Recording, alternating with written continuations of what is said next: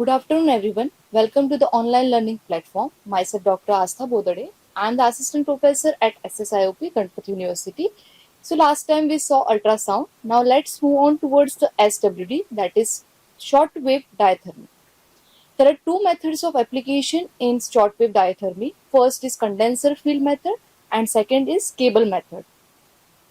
There are various rest methods in condenser field methods, which are contraplanar method, coplanar method, crossfire method, and monopolar method. Now, what all things are included in contraplanar method? It is the most satisfactory method, especially for the treatment of deeply placed structures. In this method, the electrodes are placed in opposite direction around the body area which is to be treated.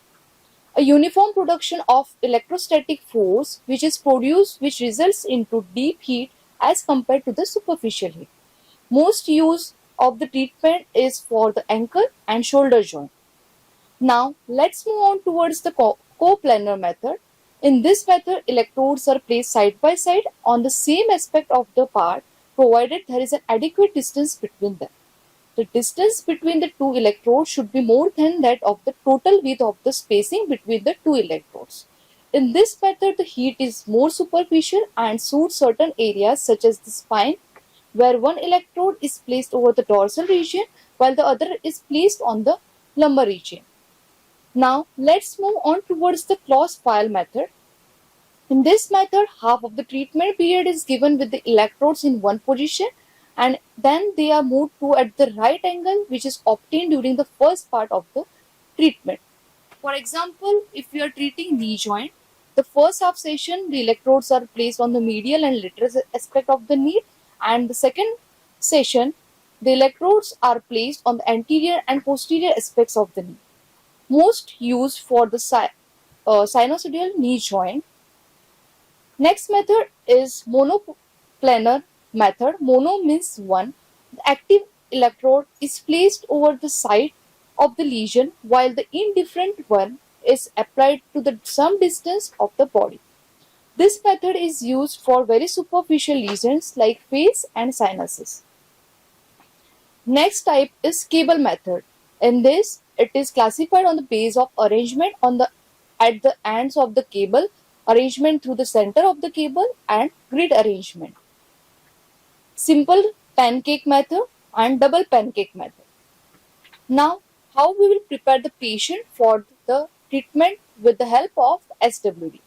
Ensure the patient is free of all contraindications and the patient must be comfortable and the part to be treated should be fully supported.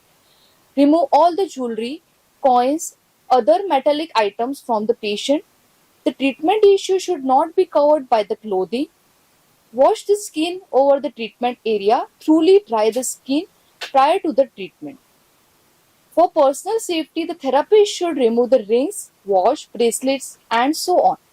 Treatment should be on the couch, chair, or table, which must be of wooden and free from any metal. The skin must be dry. Skin sensation must be tested before the treatment starts. Now, how we will monitor the treatment? Before starting the treatment, all the meters of the apparatus should be on the zero position, the starting position. Select the power level according to the patient's condition. Increase the intensity gradually till the desired heating is felt by the patient. Immediately check for any complaint of hot sensations. The physical therapist should remain within the call of the patient during the treatment. At the end of the treatment, the control knobs are returned to the zero position, current switch off, and electrodes are removed. Now, let's move on towards the physiological effects of short wave diathermy. The effects that are produced in the body due to heat are effects on metabolism, effects on blood vessel, effects on temperature, effects on sweat glands, and effect on blood pressure. Now, how it affects on metabolism? According to the Van 't Hoff's rule, the rise in temperature can increase the rate of metabolism. The increase in metabolism is greatest in tissue where most of the heat is produced. As a result of increased metabolism, there is increased demand of oxygen and foodstuffs and increased output of waste products including metabolites. Now, how it affects on blood supply. As a result of increased output of waste products such as metabolites, which act on the walls of the capillaries and arterioles, these tissues dilate. In addition to heat, as direct effect of the blood vessels causing vasodilatation. Heat also produces stimulation of superficial nerve endings, causing reflex dilatations of the arterioles. Now, how it affects on the temperature. As blood passes through the heated tissue, it also becomes heated and carries the heat to the other body parts. Rise of the temperature induces muscle relaxation and increases the efficiency of muscle action. Now, how it affects on sweat glands. If a general rise of temperature occurs, hypothalamus receptors of the brain detect increase in temperature, thus result in increased activity of the sweat glands. How it affects on blood pressure. The generalized vasodilatation reduces the peripheral resistance to the blood flow.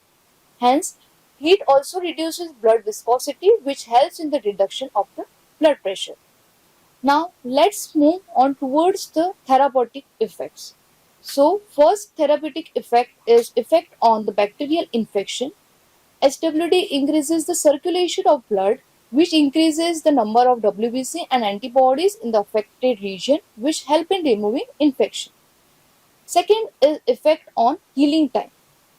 The beneficial effect of SWD in traumatic condition includes fluid exudation, increased blood flow, removal of waste products, etc. The increased blood flow makes more nutritive materials, therefore assist in healing process. The next therapeutic effect is relief of pain. The mechanism of pain relief is explained by sedative effect due to mild degree of hitting. Removal of noxious chemical, that is waste product of metabolism. Counter irritation effect due to superficial heating, which block the pain transmission at the pain gate. Relief of pain also accompanies resolution of inflammation by SWD. Now, next therapeutic effect is induction of muscle relaxation. When SWD applied over spasmodic muscle in the inflammatory and traumatic conditions, induces muscle relaxation and reduces pain. Last therapeutic effect is fibrosis. Application of short-wave diathermy increases the extensibility of fibrous tissues such as tendon, scars, and joint capsule by 5 to 10 times. How it affects on effects of inflammation, effects on bacterial infections, then traumatic conditions like various traumatic conditions. Then it also affects on relief of pain, disorders of musculoskeletal systems such as sprain, strain, hematoma, muscle and tendon tear, and capsular lesion, remove of the trigger points. Then it also helps in draining of the sinuses, arthritic conditions, etc. Thank you.